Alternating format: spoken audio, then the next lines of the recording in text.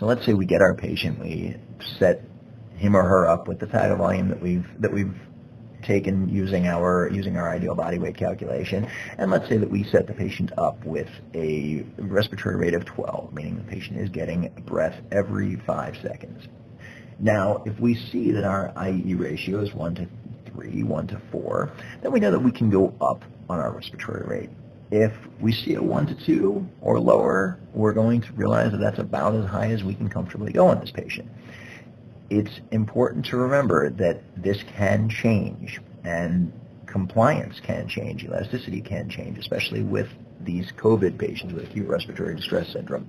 So we're going to set our respiratory rate based on what the patient can take. Now, it's also important to note that if you set a respiratory rate of 12, but your patient is breathing 25 times a minute, and the machine will not stop the patient from taking breaths. In fact, the machine will assist the patient in taking those additional breaths.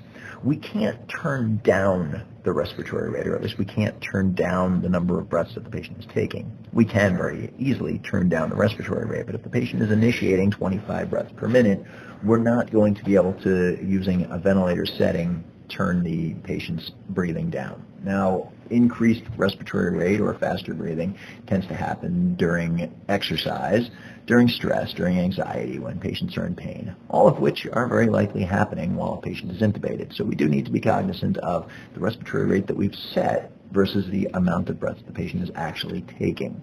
And we need to always remember that if our patient is not breathing in close synchrony with the machine, doesn't look comfortable, and you're going to see that. The patient is bucking the vent, as we respiratory therapists call it. He or she is not receiving the full benefit, or likely any of the benefit, of all of these settings that we're determining, and the full potential of what mechanical ventilation can be doing for him or her.